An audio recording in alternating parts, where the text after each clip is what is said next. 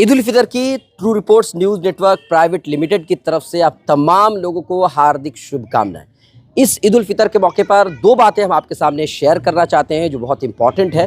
पहली बात यह है कि आपने देखा हज़ारों नहीं बल्कि लाखों मुसलमान ईद उल फितर की नमाज उन्होंने अदा की, ईदगाह पहुँचे, मस्जिद पहुँचे और उन्होंने ईद को बहुत ही पुरसुकून माहौल में उन्होंने ईद की नमाज अदा की। कहीं पर आपको नहीं दिखा होगा कि हुड़दंगई हुई होगी या किसी ने हुड़दंगई का कोई जो है काम किया होगा या माहौल ख़राब करने की कोशिश की होगी, किसी को सताने की कोशिश की होगी, किसी को दुख देने की कोशिश की होगी, आपको दिखेगा ही नहीं। वजह यह है कि इस्लाम जो है यही सिखाता है कि हुड़दंगई नहीं करनी है। आप देखिए ईद के मौके पर पूरे हिंदुस्तान नहीं बल्कि पूरी दुनिया में लोग जो है घर से निकल करके मस्जिद जाते हैं, ईदगाह जाते हैं, लाखों लाखों की तादाद में लोग ईदगाह पहुंचते हैं, लेकिन कहीं पर भी आपको दंगा फसाद की खबरें नहीं मिलेंगी, कहीं पर भी आपको लड़ाई झगड़े की खबर नहीं मिलेगी, हुड़दंगाई की खबर नहीं मिलेगी। और यही इस्लाम सिखाता है। और इसके अलावा अगर कोई ऐसा करता है, हुड़दंगाई कर रहा है या फिर जो है दंगा फसाद करता है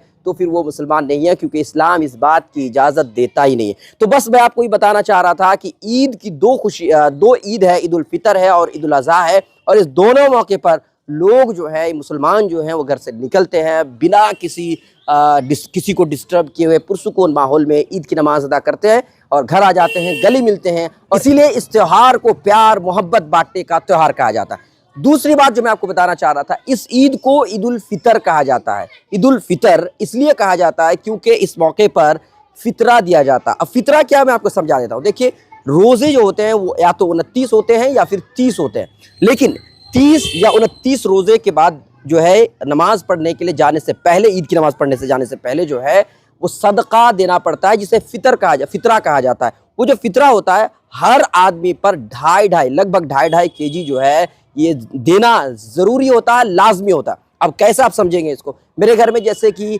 10 मेंबर्स हैं, चाहे छोटा बच्चा हो बड़ा हो कोई फ़र्क नहीं पड़ता, 10 लोग हैं तो 10 लोगों पर ये वाजिब है, लाजमी है कि 2.5 केजी जो है कोई भी जो सामान हम इस्तेमाल करते हैं, जैसे चावल इस्तेमाल कर रहे हैं, गेहूं इस्तेमाल कर रहे हैं, खजूर इस्तेमाल कर रहे हैं, काजू इस्तेमाल कर रहे हैं, मतलब जो हम नॉर्मली आम डेज़ में, आम दिनों में जो हम खाते हैं, इस्तेमाल करते हैं, वो 2.5 केजी पर पर्सन निकालेंगे। तो मेरे घर में अगर 10 लोग हैं तो 10 गुना 2.5 अगर करेंगे तो 25 केजी होता है, और इस 25 केजी को ले जा करके हम अपने गांव में जो मंडल होता है, जो सदर होता है, हम उसके पास जमा करते हैं।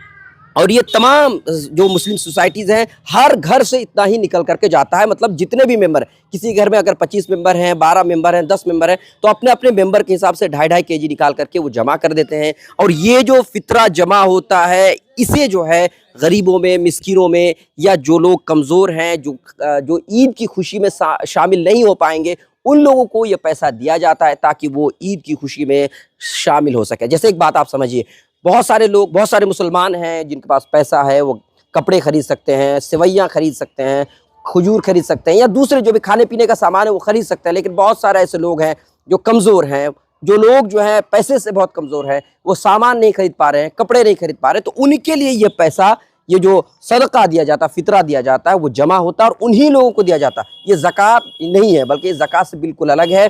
ये सिर्फ जो है रमज़ान के बाद, ईद से पहले जमा किया जाता है ताकि उन मुसलमानों को दिया जाए जो लोग गरीब हैं और ईद की खुशियाँ नहीं मना पाएंगे, उनको देते हैं और वो जो है ईद की खुशी में शामिल होते हैं, दूसरे मुसलमानों के साथ वो भी खुशियाँ मनाते हैं। इसीलिए इसे ईद उल फितर कहा जाता है, मीठी ईद कही जाती है। बहरहाल हम आपको एक बात बता देते हैं, ईद का मतलब होता है खुशी। और सिंपल लॉजिक में आप समझिए कि जो भी इस खुशी के रंग में भंग डालने की कोशिश करता है, फिर वो मुसलमान नहीं है। अभी तक के लिए इतना ही, बहुत बहुत शुक्रिया।